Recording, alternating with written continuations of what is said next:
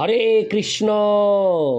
আজ 25শে অগ্রহায়ণ 1431 ও 11ই ডিসেম্বর 2024 বুধবার একাদশী মোক্ষদা। এই মোক্ষদা একাদশীর দিন আমি শ্রীমদ্ ভাগবতম পাঠ করছি। আজ আমি পাঠ করছি শ্রীমদ্ ভাগবতমের 3য় স্কন্ধ 14দশ অধ্যায় সায়ংকালে দিতির গর্ভধারণের শ্লোক 42 থেকে অন্তিম শ্লোক 51। ওম নমো ভগবতে বাসুদেবায়। ওম নমো ভগবতে বাসুদেবায়। ওম নমো ভগবতে বাসুদেবায়। হরে কৃষ্ণ কৃষ্ণ কৃষ্ণ হরে হরে, হরে রাম রাম রাম হরে হরে। শ্লোক 42। দিতিরুবাচ বধং ভগবতা সাক্ষাৎ শুনাভোদারো বাহুনা আশাসে পুত্রয়োর্মহং মা ক্রুদ্ধাদ ব্রাহ্মণাদো প্রভো। অনুবাদ। দিতি বললেন, আমার পুত্রেরা যে সুদর্শন চক্রধারী পরমেশ্বর ভগবানের হস্তের দ্বারা উদারতাপূর্বক নিহত হবে তা অত্যন্ত শুভ। হে স্বামীন, তারা যেন কখনো ব্রাহ্মণ ভগবদ্দের ক্রোধের দ্বারা নিহত না হয়। তাৎপর্য: দিতি যখন তার পতির কাছ থেকে শুনলেন যে তার পুত্রদের আচরণে মহাত্মাগণ ক্ষুব্ধ হবেন, তখন তিনি অত্যন্ত উৎকণ্ঠিত হন।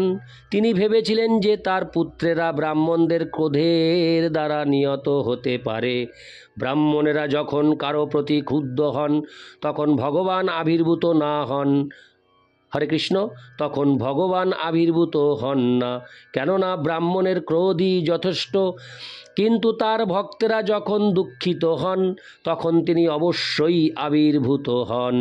ভগবদ ভক্ত কখনোই দুষ্কৃতকারীদের দ্বারা উৎপীড়িত হয়ে ভগবানের আবির্ভাবের জন্য প্রার্থনা করেন না, এবং তারা কখনোই তাদের রক্ষা করার জন্য ভগবানকে বিব্রত করেন না। পক্ষান্তরে তার ভক্তদের রক্ষা করার জন্য ভগবান উৎকণ্ঠিত থাকেন।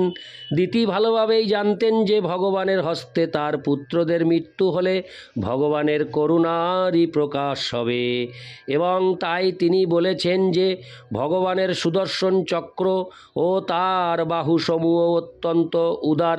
কেউ যদি ভগবানের চক্রের দ্বারা নিহত হয় এবং তার ফলে ভগবানের বাহু দর্শন করার সৌভাগ্য অর্জন করে হরে কৃষ্ণ অর্জন করে, তাহলে তাই তার মুক্তির জন্য যথেষ্ট। মহান ঋষিরাও এই প্রকার সৌভাগ্য লাভ করতে পারেন না। ইতি শ্লোক 42। শ্লোক 43। ন ব্রহ্মদণ্ড দগ্ধস্য ন ভূত ভয়দস্য চ নারকাশ্চানু গৃহন্নন্তি। হরে কৃষ্ণ। নারকাশ্চানু গৃহন্নন্তি জাং জাং জনিমসৌগত। অনুবাদ। যে ব্যক্তি ব্রাহ্মণের দ্বারা অভিশপ্ত হয়েছে অথবা সর্বদা অন্য প্রাণীদের ভয় প্রদান করে, নারকীরাও তাকে কৃপা করে না,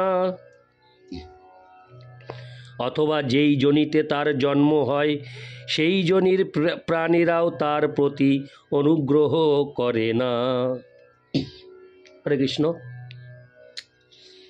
তাৎপর্য: অভিশপ্ত জীবেদের একটি ব্যবহারিক দৃষ্টান্ত হচ্ছে কুকুর।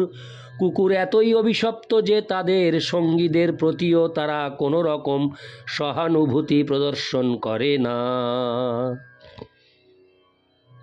ইতি শ্লোক 43। শ্লোক 44 থেকে 45। কশ্যপ উবাচ কৃত শোকানুতাপেন সদ্য প্রত্যবমর্শনাৎ ভগবত্তুরুমানাশ্চ ভবে মজ্জপি চাদরাৎ। পুত্রস্যৈব চ পুত্রাণাং ভবিত্যৈকো শতাং মত গাস্যন্তি যদস শুদ্ধং ভগবদ যশসা সমম। অনুবাদ: জ্ঞানবান কশ্যপ বললেন, তোমার শোক অনুতাপ, যথাযথ বিচার, পরমেশ্বর ভগবানের প্রতি তোমার ঐকান্তিক ভক্তি এবং শিব ও আমার প্রতি তোমার শ্রদ্ধার ফলে তোমার পুত্রের হিরণ্যকশিপুর পুত্রদের মধ্যে একজন প্রহ্লাদ ভগবানের এক সর্বমান্য ভক্ত হবেন এবং তার কীর্তি ভগবানেরই কীর্তির মতো বিস্তার লাভ করবে। এটি শ্লোক 44 থেকে 45। শ্লোক 46।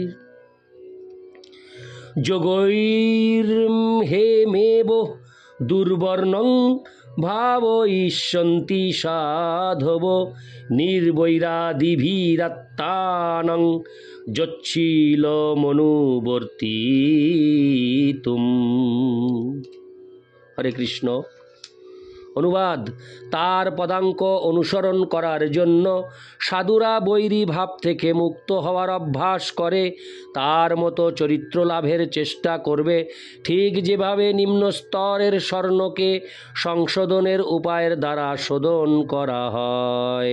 তাৎপর্য: নিজের অস্তিত্ব সংশোধন করার প্রক্রিয়া যে যোগ অভ্যাস, তা প্রধানত আত্মসংযমের ভিত্তিতে প্রতিষ্ঠিত।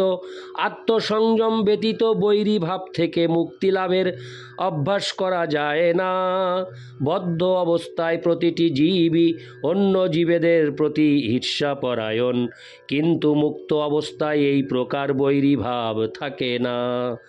প্রহ্লাদ মহারাজকে তার পিতা নানাভাবে নির্যাতন করেছিল, তবুও তার পিতার মৃত্যুর পর তিনি পরমেশ্বর ভগবানের কাছে প্রার্থনা করেছিলেন তিনি যেন তার পিতাকে মুক্তি দান করেন। তিনি কোনো রকম বর গ্রহণ করতে চাননি। পক্ষান্তরে তিনি প্রার্থনা করেছিলেন যেন তার নাস্তিক পিতা মুক্তি লাভ করেন। তার পিতার প্ররোচনায় যারা তাকে উৎপীড়িত করতে প্রবৃত্ত হয়েছিল তাদের তিনি কখনো অভিশাপ দেননি। ইতি শ্লোক 47। শ্লোক হরে কৃষ্ণ। ইতি শ্লোক 46। শ্লোক 47। যৎ প্রসাদাদিদং বিশ্বং প্রসীদতি যদাত্মকম সদৃগো ভগবান যস্য তস্য তে হনন্যয়াদৃশা। অনুবাদ: তার প্রতি সকলেই প্রসন্ন হবেন, কেননা যে ভক্ত ভগবান ব্যতীত অন্য আর কিছু কামনা করেন না, তার প্রতি সমগ্র বিশ্বের নিয়ন্তা পরমেশ্বর ভগবান সর্বদা প্রসন্ন থাকেন। তাৎপর্য: পরমাত্মা রূপে পরমেশ্বর ভগবান সর্বত্র বিরাজমান এবং তিনি তার ইচ্ছা অনুসারে সকলকেই নির্দেশ দিতে পারেন। দ্বিতীয় ভাবী পৌত্র যিনি একজন মহান ভগবত ভক্ত হবেন বলে ভবিষ্যদ্বাণী করা হয়েছিল, তিনি সকলেরই প্রিয় হবেন, এমনকি তার পিতার শত্রুদের কাছেও, কেননা পরমেশ্বর ভগবান ব্যতীত তিনি অন্য আর কিছু দর্শন করবেন না। শুদ্ধ ভগবত ভক্ত তার আরাধ্য ভগবানকে সর্বত্র দর্শন করেন। ভগবানও ভক্তের এই প্রকার দর্শনের প্রতিদান দেন। অন্তর্যামী রূপে তিনি সকলকে তার শুদ্ধ ভক্তের প্রতি মৈত্রী ভাবাপন্ন হওয়ার জন্য প্রেরণা প্রদান করেন। ইতিহাসে সবচাইতে হিংস্র পশুদেরও ভগবানের শুদ্ধ ভক্তের প্রতি বন্ধুভাবাপন্ন হওয়ার অনেক দৃষ্টান্ত রয়েছে। ইতি শ্লোক 47। শ্লোক 48। সবৈ মহাভাগবত মহাত্মা মহানুভাব মহতাং মহিষ্ট প্রবৃদ্ধ ভক্তা অনুভাবিতাশয়ে নিবেশ্য বৈকুণ্ঠমিমং বিহাস্যতি। অনুবাদ: সেই সর্বশ্রেষ্ঠ ভগবত ভক্ত মহাত্মা মহানুভব ও মহাত্মাদের মধ্যে সবচাইতে মহৎ হবেন। তার পরিপক্ক ভক্তির ফলে তিনি অবশ্যই চিন্ময় ভাব সমাধিতে অবস্থিত হবেন এবং এই জড় জগৎ ত্যাগ করার পর চিদ জগতে প্রবেশ করবেন। তাৎপর্য: ভগবত ভক্তি বিকাশের তিনটি স্তর রয়েছে, যেগুলিকে বলা হয় স্থায়ী ভাব, অনুভাব ও মহাভাব। নিরবচ্ছিন্ন পূর্ণ ভগবত প্রেমকে বলা হয় স্থায়ী ভাব এবং যখন তা এক বিশেষ দিব্য সম্পর্কের দ্বারা সম্পন্ন হয় তখন তাকে বলা হয় অনুভাব। কিন্তু মহাভাব ভগবানের স্বীয় আহ্লাদিনী শক্তির মধ্যেই দেখা যায়। এখানে বোঝা যায় যে দিতির পৌত্র প্রহ্লাদ মহারাজ নিরন্তর ভগবানের ধ্যান করবেন এবং ভগবানের লীলাসমূহ কীর্তন করবেন। যেহেতু তিনি নিরন্তর ভগবানের ধ্যানে মগ্ন থাকবেন, তাই তিনি তার জড়দেহ ত্যাগ করার পর অনায়াসে চিদ জগতে স্থানান্তরিত হবেন। এই প্রকার ধ্যান ভগবানের পবিত্র নাম কীর্তন ও শ্রবণ দ্বারা অধিকতর সহজ সরলভাবে অনুষ্ঠান করা যায়। এই কলিযুগে সেই পন্থা বিশেষভাবে গ্রহণ করার পরামর্শ দেওয়া হয়েছে। ইতি শ্লোক 48। শ্লোক 49। অলম্পট শিলোধর গুণাকর হৃষ্ট পরোদ্ধা ব্যথিত দুঃখিতেষু অভূত শত্রুর জগত শোকহর্তা নৈদাঘিকং তাপমি বড়ুরাজ। অনুবাদ: তিনি ধার্মিক, সুশীল, সমস্ত সদ্গুণের আধার হবেন। তিনি পরসুখে সুখী, পরদুঃখে দুঃখী এবং অজাত শত্রু হবেন। চন্দ্র যেমন গ্রীষ্মকালীন সূর্যের তাপ দূর করেন, তেমনি তিনি জগতের শোক হরণ করবেন। তাৎপর্য: ভগবানের আদর্শ ভক্ত প্রহ্লাদ মহারাজ মানুষের পক্ষে সম্ভব সমস্ত সদ্গুণে ভূষিত ছিলেন। যদিও তিনি এই পৃথিবীর সম্রাট ছিলেন, তবুও তিনি অসৎ চরিত্র ছিলেন না। তার শৈশব থেকেই তিনি সমস্ত সদ্গুণের আধার ছিলেন। সেই সমস্ত গুণাবলীর গণনা না করে এখানে সংক্ষেপে বলা হয়েছে যে তিনি সমস্ত সদ্গুণে বিভূষিত ছিলেন। সেটি হচ্ছে শুদ্ধ ভক্তের লক্ষণ। শুদ্ধ ভক্তের সবচাইতে মহত্বপূর্ণ বৈশিষ্ট্য হচ্ছে যে তিনি লম্পট বা অসংযমী নন এবং তার আর একটি গুণ হচ্ছে যে তিনি সর্বদা অপরের দুঃখ দূর করার জন্য উৎকণ্ঠিত থাকেন। জীবের সবচেয়ে জঘন্য দুর্দশা হচ্ছে তার কৃষ্ণ বিস্মৃতি। ভগবানের শুদ্ধ ভক্ত তাই সর্বদা সকলের কৃষ্ণ ভাবনা জাগরিত করার চেষ্টা করেন। সেইটি হচ্ছে সমস্ত ক্লেশের সর্বশ্রেষ্ঠ মহৌষধ। ইতি শ্লোক 49। শ্লোক 50। অন্তর্বহিশ্চামলোমজ্জ নেত্রং স্বপুরুষেচ্ছানুগৃহীত রূপম পৌত্রস্তব শ্রীলোলনালোলামং দ্রষ্টা স্ফুরৎ কুণ্ডল। হরে কৃষ্ণ। স্ফুরৎ কুন্তল মন। হরে কৃষ্ণ। আমি শ্লোকটি আবার প্রথম থেকে পাঠ করছি। শ্লোক 50। অন্তর্বহিশ্চামলোমজ্জ নেত্রং স্বপুরুষেচ্ছানুগৃহীত রূপম পৌত্রস্তব শ্রীললনালোলামং দ্রষ্টা স্ফুরৎ কুণ্ডলমণ্ডিতাননম। অনুবাদ: লক্ষ্মীরূপা ললনার ভূষণ স্বরূপ ভক্তের ইচ্ছা অনুসারে রূপ ধারণকারী কুণ্ডল শোভিত মুখমণ্ডল কমল নয়ন পরমেশ্বর ভগবানকে তোমার পৌত্র সর্বদা অন্তরে ও বাইরে দর্শন করবেন। তাৎপর্য: এখানে ভবিষ্যদ্বাণী করা হয়েছে যে দিতির পৌত্র প্রহ্লাদ মহারাজ কেবল ধ্যানের দ্বারা অন্তরে পরমেশ্বর ভগবানকে দর্শন করবে না, তিনি তার স্বীয় চক্ষুর দ্বারা প্রত্যক্ষভাবেও তাকে দর্শন করতে সক্ষম হবেন। এই প্রত্যক্ষ দর্শন কেবল তাদেরই পক্ষে সম্ভব যারা কৃষ্ণ ভক্তিতে অত্যন্ত উন্নত, কেননা জড় চক্ষুর দ্বারা ভগবানকে দর্শন করা সম্ভব নয়। পরমেশ্বর ভগবানের কৃষ্ণ, বলদেব, শঙ্কর্ষণ, অনিরুদ্ধ, প্রদ্যুম্ন, বাসুদেব, নারায়ণ, রাম, নৃসিংহ, বরাহ, বামন আদি অসংখ্য নিত্য রূপ রয়েছে এবং ভগবদ ভক্তরা জানেন যে তারা সকলেই ছিলেন বিষ্ণুর রূপ। ভগবানের শুদ্ধ ভক্ত ভগবানের নিত্য স্বরূপের কোনো একটি রূপের প্রতি আসক্ত হন এবং ভগবানও তার প্রতি প্রসন্ন হয়ে তার ইচ্ছা অনুসারে রূপ ধারণ করে তার সম্মুখে আবির্ভূত হন। ভগবদ ভক্ত কখনো ভগবানের রূপ সম্বন্ধে তার খেয়াল খুশি মতো কল্পনা করেন না, অথবা তিনি কখনো মনে করেন না যে ভগবান হচ্ছেন নির্বিশেষ এবং অভক্তদের বাসনা অনুসারে কোনো রূপ ধারণ করতে পারেন। অভক্তদের ভগবানের রূপ সম্বন্ধে কোনো ধারণাই নেই এবং তাই তারা উল্লিখিত ভগবানের রূপগুলির কোনো একটি সম্বন্ধেও চিন্তা করতে পারে না।